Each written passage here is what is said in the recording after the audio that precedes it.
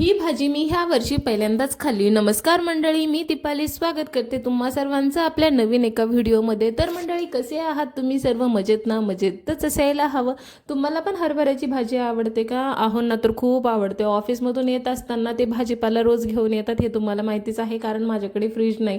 आज भाजीपाला घ्यायला गेले आणि त्यांना दिसली हरभऱ्याची भाजी।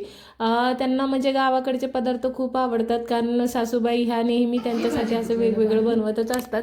मग आता घेऊन आलेले तर भाजी ही म्हणजे थोडीशी निब्बरच होती, पण सासूबाई म्हणत असतात ही हरभऱ्याची भाजी कधीच धुवून करायची नाही, कारण चव जाते तिचा। आंबटपणा असतो ना, आंबूस आंबूस तो निघून जातो। पण आपल्याला काय, मार्केटमधनं आणलेली भाजी कुठून येते, किती हात लागतात हे काय माहिती, त्यामुळे धुवूनच घेतलेली। मी बघितलं असेल तुम्ही किती घाण निघाली।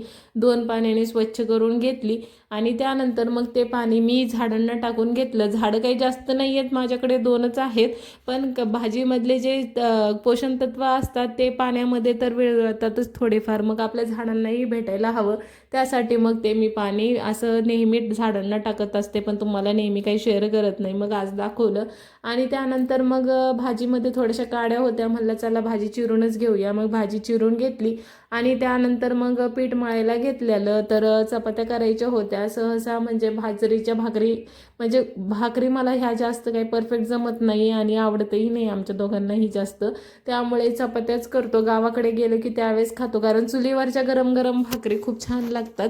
आणि मग नंतर भाजीच्या तयारीसाठी लागलेली, लसण सोलून घेतलेला, काही नाही, सिंपल भाजी करणार आहे मी। हिरव्या मिरच्यामध्ये पण करतात, पण माझ्याकडे हिरव्या मिरच्या नव्हत्या, त्यामुळे मी ही लाल तिखटमध्येच करणार आहे। आणि मला कियांसाठीही काढायची होती, कारण त्यालाही मी प्रत्येक गोष्ट खाऊ घालत असते। तर तुम्ही ही भाजी खाल्ली का मंडळी, आणि कशी बनवतात तुम्ही मला कमेंटमध्ये सांगा। तर भाजी धुवून घेतली, चिरून घेतली आणि लसूणही सोलून घेतला, कुटून पण घेतला। त्यानंतर कढईमध्ये तेल गरम करायला टाकलेलं होतं, त्याच्यात फोडणी दिली जिऱ्याची आणि त्यानंतर मग लसूण छान असा लाल रंगावरती परतून घेतलेला। थोडासा लसूण छान परतून घ्यायचा, कारण भाजीची ही सगळी चव ह्या लसणावरतीच अवलंबून असते।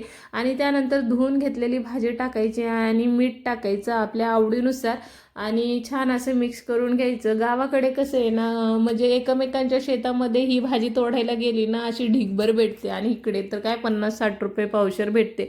गावाची काही मज्जाच वेगळी असते। सिटीमध्ये तर सगळं आपल्याला विकतच घ्यावं लागतं।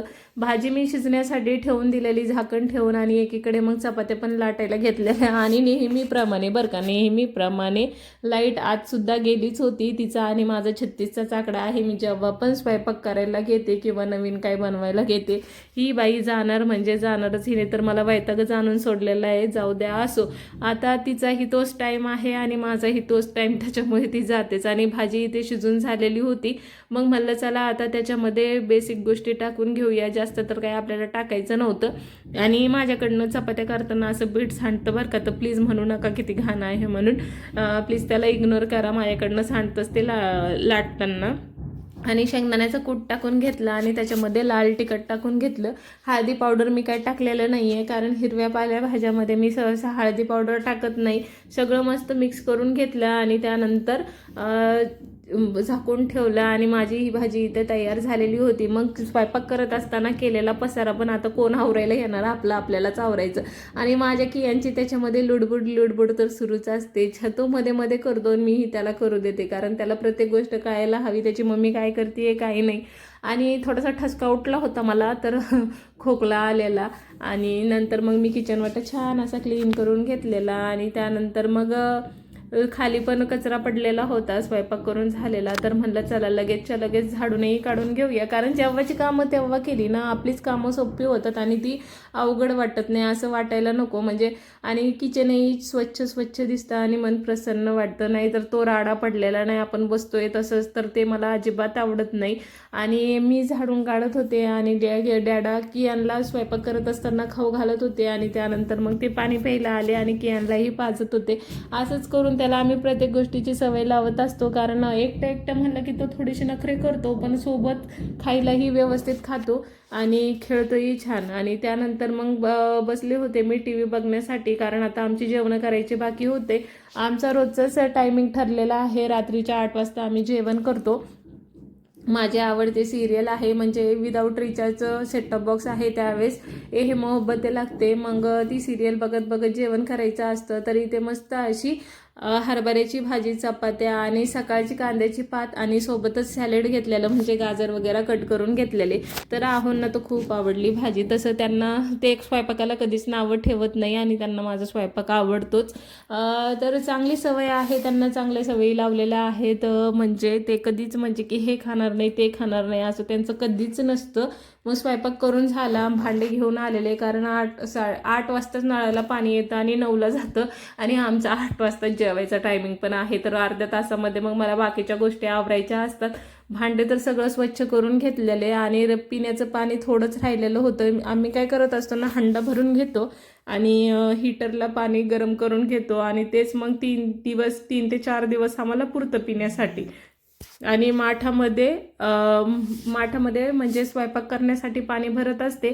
तर रात्रीच हंडा स्वच्छ करून ठेवते म्हणजे घासून घेतला ना मग सकाळी 7 वाजता पाणी येतं. डब्याची घाई आणि स्वयंपाकाची घाई सगळं एकत्रच होऊन जातं. त्यामुळे रात्री घासून ठेवलं ना स्वच्छ निघतो पण आणि गडबड पण नाही हो. स्वच्छ असा हंडा घासून घेतला आणि त्यानंतर मग पालथा मांडून ठेवलेला. आणि त्याचबरोबर कचरा उचलण्याची सुपडी जी असते ना तीही रात्रीच घासून ठेवते म्हणजे रोज संध्याकाळी घासली ना सकाळी तीही वाळून जाते आणि सगळं फ्रेश छान छान वाटतं. तर रोजची सवय आहे माझी पाणी ओढण्याचं वायपर, सुपडी ह्या गोष्टी मी रोजच्या रोज क्लीन करत असते म्हणजे त्या घाण अजिबात होत नाही. आणि ज्या भांडे घासायच्या घासण्या आहेत ना त्या आपण स्वच्छ करून ठेवलेल्या असतात आणि रात्रीच मी सगळे घर वगैरे पण झाडून काढते कारण सकाळी मग जास्त आपल्याला पसारा दिसत नाही.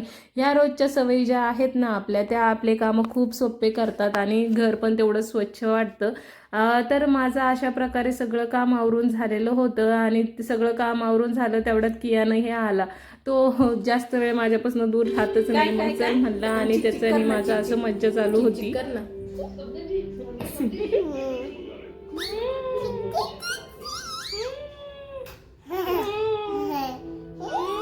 ए फॉर मम्मा नोच कुठे. हे असं आमचं असं सुरू असतं. कॅमेरा बघितलं ना तो काही बोलायलाच तयार होत नाही, खूप लाजतो. तर मंडळी कसा वाटला तुम्हाला आजचा व्हिडिओ नक्की सांगा. व्हिडिओ आवडला असेल लाईक करा, शेअर करा आणि आपल्या चॅनलला सपोर्ट करा. चला भेटूया अशाच नवीन व्हिडिओ मध्ये. तोपर्यंत काळजी घ्या. बाय.